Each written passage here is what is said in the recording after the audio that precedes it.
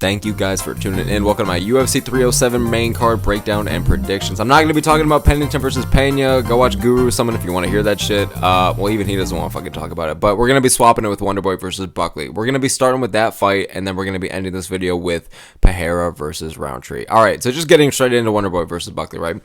This is a good fight. This is good matchmaking, in my opinion. Makes sense for Wonderboy. It's definitely Buckley's biggest name, I would say, and I would say it's a real test for him. Wonderboy, I think he's 41 or 42. Either way, that's fucking insane. New Mansa. I heard, oh my god, what was the podcast? I heard someone say New Mansa versus Old Mansa. Like, come on, bro. That's funny ass, like, white people shit. But, I don't know. But, super excited for this fight. Buckley looks fucking great. 3 or 4 fight win streak. His last performance against Ruziboyev, like, hometown crowd, killed that shit. And the interesting thing, speaking of that fight, is that he was able to take Ruziboyev down pretty decent amount, and it didn't seem like too much of a struggle at a lot of times. So the thing is, when you get Wonderboy, you have to question, is his takedown defense gonna be better than Ruziboyev's? Because if Buckley can do that to him, what's he gonna do to Wonderboy? You know, I know that Ruziboyev's this tall. I mean, he's tall as fuck, probably taller than Wonderboy, but he's got kind of a similar-ish build. You know, they're kind of tall, lengthy guys, a little bit on the skinnier side. I say skinny relatively. Obviously, these people are fucking killers, but you know what I mean. The reason I bring this up is because I just don't think Buckley is gonna stand and bang with Wonderboy. Wonderboy, even at 41 years old, is still top 10 probably best strikers in the UFC right now, which is insane to say, you know, because competition keeps moving on, but Wonderboy is still fucking in it. Buckley isn't going to stand and bang with him. You know, no one's going to do that with someone as amazing on the feet as Thompson, again, even at 41, unless you're Kevin Holland. And all due respect to Holland, that fight was fun as fuck, but we know how that ended, you know what I mean? And Buckley wants to please the crowd in a lot of regards. Like, you could tell, you know, he's kind of good on the mic, and he has like an outward personality, you know. He wants to do more than just put on good performances, which I think a lot of fans appreciate, but he's not just gonna do something out of his way to lose the fight. Like, he does, if he gets a couple boos, you know, he's not gonna just fucking change the strategy. Buckley, even with his solid wrestling, like, he's not the type to just sit and lay on you. He's really good at ground and pound as well, and like, he doesn't just hold you down there. We just saw a great example of someone who executed grappling in such an entertaining way with Moicano this past weekend, and he's going to get after it. I think he's going to try and take Thompson down, maybe not in the first round, but second and third, like, I could see him really incorporating the wrestling. You know, and I like Buckley's chances on the feet, you know. I can't see either guy getting a knockout over the other.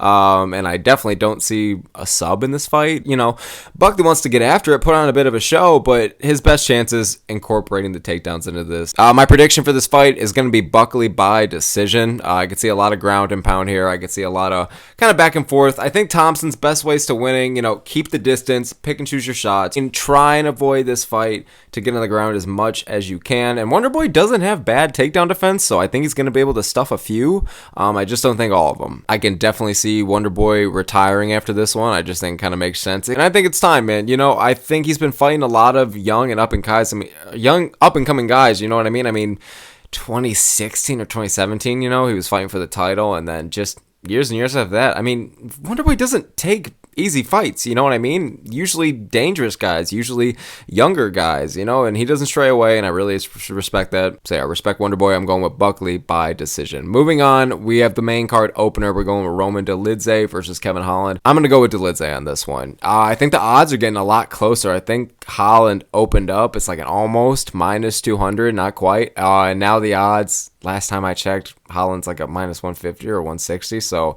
odds are definitely closing in. I'm going to go with Dolidze on this one. I especially like those odds. I'm probably going to be betting on this one. I probably should have cashed him while I was a bigger dog, but it is what it is. Holland's original opponent was Chris Curtis for this fight.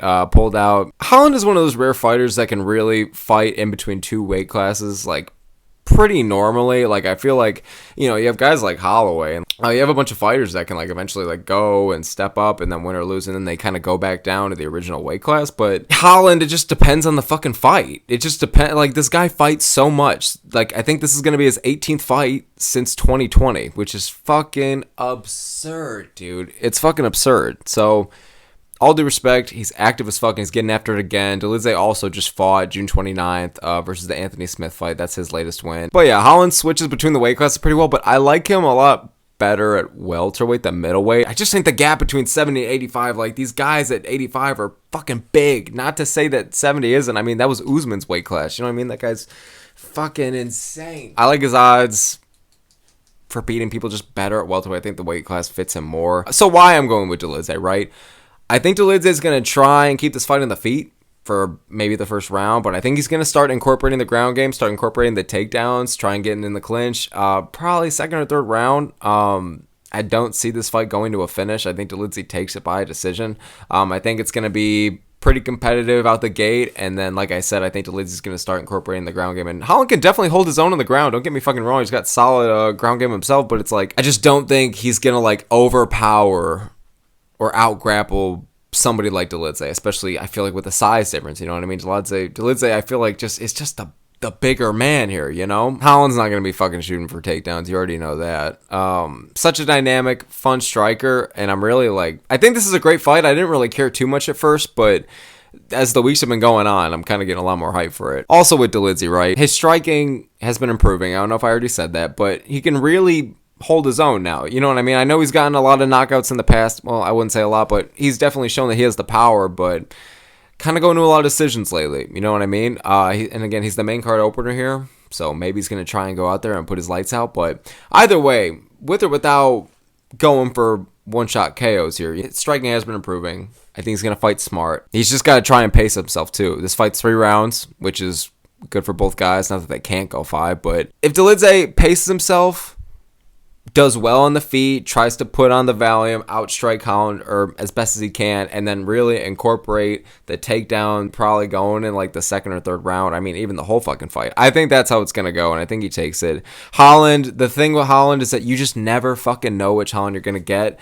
Like, sometimes he really looks out there and it's just, not to say Holland isn't always motivated, you know what I mean? But sometimes you get this really, like, motivated Holland, and he's fucking in there, and he's taking a lot more for real, and not to say he doesn't have fun with it and can talk his shit in there, but you know what I mean? Like, and then sometimes it's just silly, goofy Holland, and he like took down Wonder Boy and then immediately just fucking gets up, which is fucking awesome. Super fun fight. And again, that's why a lot of people love Holland. I love Holland, you know what I mean? But man, I just think Dolidze is going to be a bit much here. And I don't think that kind of shit's going to work on him. And I think he tends to do better at welterweight, like I said. So I'm going to go with Dolidze by decision. All right, I'm just going to get this one over with really fast. Harrison versus Vieira. I really don't have much to say. I'm not even going to try and bullshit y'all. I can't skip the co-main and this fight. Also, I'm really interested in Kayla Harrison, so I'm not just going to fucking walk over this one. I'm going with Kayla Harrison. I say she takes it by decision. I feel like she's being set up to kind of get this win, immediately put herself in the top 3, I believe.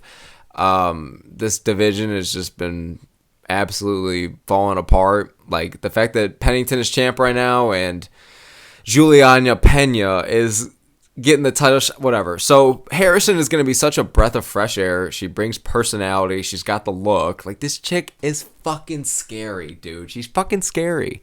And she's entertaining. You know, she actually has personality. She's good on the mic. I feel like this is just being set up for her to get this win. KO, sub, decision, whatever the fuck, it doesn't really matter. It could be a split. If Harrison wins, she's getting the title shot next. And again, like I said, she's good on the mic. She's going to make that call out for whoever the fuck wins the co-main. But I think the power gap between these two, between Vieira and Harrison, I think it's large. Harrison's just such a fucking tank. She has such power. I mean, in the judo background especially, she can just throw motherfuckers around. You know what I mean? I just saw a video a few weeks ago of her throwing Pereira around. Obviously, he let her, but it's like, Jesus Christ. You know what I mean? Like, motherfucker big. So, I don't know. I'm going with Harrison. Anyways, moving on. A really intriguing matchup and a fight that I think a lot of us are really excited for. Jose Aldo versus Mario Bautista. Man, another situation where it's like young, upcoming prospect on a win streak versus guy who's been around the game for a long time. I'm comparing this Wonder Boy versus Buckley to Aldo versus Bautista, but the biggest difference here, all right, and no disrespect to Wonder Boy, all love to Wonder Boy, but Aldo is no fucking Thompson. You know what I mean? Aldo, I think he's 36 or 37. I feel like he's had like 3 different primes. It's fucking insane. Seriously, like the second best featherweight of all time, and he's still here. Down a weight class, really fucking showing some pound for pound here. He's beaten pretty much everyone he's fought at bantamweight besides Merab and also Jan, I believe. I know he kind of like lost to Mariah's, but I think most people think he won that fight. That's how he even got the fight with Jan in the first place. Aldo is just still so dangerous, so fast, so precise, so technical. He can still keep a good pace. He could still put forward pressure and volume. He can keep up, even with the young dogs. You know what I mean? I picked Jonathan Martinez in that last fight, and I like most people were picking Aldo, and I'm thinking in my head, like, oh, damn, I sound like a jackass. I'm like, oh, damn, like, that's going to hurt when Aldo loses, because everybody loves Aldo. I love Aldo, and it's like, damn, like, it's just, he's going to lose this young up-and-coming prospect, you know, came out of retirement. But no, shut him the fuck down. It was a great performance and a great win. Now, the similarity between that fight and this one is that, you know, Aldo coming back, and he's fighting young upcoming guy, kind of around that 10 to 15 range. The difference is I think Bautista is a bigger challenge. I think he presents a lot of different challenges. You could tell by the betting odds as well. You know, I think the fight was like close to a pick'em against Martinez. In this one, Bautista is not a huge favorite, but kind of sizable. Like, he's kind of the clearer favorite of the two. I don't know what the odds are going to be on your screen right now. Last time I checked, Bautista was like a minus 170, but Bautista, again, I think he's a harder test than Martinez, but not by much. Aldo at altitude is scary. Like I said, he can really keep the pace still with guys, and he can put forward a lot of volume and pressure, but he has shown in the past that he can suffer sometimes with the altitude, and this is obviously in Salt Lake City, which means high, like almost as high as it fucking gets. Thankfully, this fight isn't 5 rounds. Otherwise, I feel like I'd be a lot more worried, but it's 3. And I feel like Aldo has good enough experience, good enough cardio that he could still be able to keep up for those 3 rounds. Because Bautista does not have a bad gas tank by any means. Like, he has a real solid gas tank. Like, we've seen some close calls in his career, but we've also seen some fantastic wins as well. You know what I mean? I just think Aldo is going to be his biggest test, and by a lot. Like, I think that's the thing why I'm going to pick Jose Aldo for this one. I think he takes it by decision. I'm picking a lot of decisions. I think Jose Aldo takes this one by decision. Why I don't want to pick Bautista is it's just too much. There's too much variables. Like, I just don't know. Like, the wins that he's had, a lot of them are impressive, and the win streak as a whole is, you know, great. I love the fresh blood right now in bantamweight. He could be a serious contender, but it's just you're going from fighting these no-rank guys, you know, the occasional Damone Blackshear, and then it's like you're going right up to either the best or the second best, depends who you ask, featherweight of all time, and someone who is still in it, you know what I mean? Like, beating most of the bantamweights since he's been on that run, except for the champs, Jan and Merab. Batista's dangerous, but I can't pick him in this. I just don't know. Like, Aldo he has better technicality and precision in his strikes, but I'm going to try to stop talking about Aldo. So Mario Bautista, he has good striking as well. I wouldn't say he's as precise or technical as Aldo, but he's got good striking. You know what I mean? That's how he made it this far. He's got power in those hands, but not enough to where I think he's going to take out Jose. Like, I think if Bautista's going to win this, I think he really has to put forward the pace, the pressure, and the volume. Because try and wear Aldo out. Try and outscore him on those points. Try and get some damage going. You know what I mean? I don't see him taking Aldo down. I think Bautista's going to... This fight's relatively mostly going to be on the feet because, like, dude, Merab, when he fought Aldo, which, by the way... I mean, Aldo made that fight really competitive the first 2 rounds, you know what I mean? And he stuffed all 16 of Merab's takedown attempts, you know what I mean? And that was like a couple years ago. You know, that was recent as fuck. And, like, don't get it twisted how Aldo's getting older. Like, all this shit is super relative. Like, he fights all the fucking time still. If Merab's not taking you down, Bautista's not taking you down, you know? Unless he really does outgas him. But again, put on the pressure, pace, and volume. Try and wear him out. Take advantage of the high fucking altitude against an opponent who has proven in the past that sometimes he can wear out when it gets into that, like, long, stretched out fights. You know what I mean? Not all the time, but it's been there. The battle with this is all about making it happening. It's so easy to be like, yeah, just put forward the pace, pressure, volume. Just fucking go out there, outstrike them, you know? Throw in the occasional takedown, whatever the fuck. But it's just like, the problem and the challenge is actually doing it, you know? So we'll see how this fight goes. I'm excited for it. I'm going to be going with Aldo via decision. I like these odds. Moving on to the main event, Alex Pereira versus Khalil Rountree. Now, I'm just going to get this part out of the way where this fight shouldn't be happening. Dude, you don't understand, man. This is an exciting fight between an amazing kickboxer and an amazing Muay Thai artist, and we're going to see it's going to be over in 2 rounds. It's a fun as fuck fight. I know that part. You know, that's the thing. Like, this is a really fun fight, and it's going to be really exciting.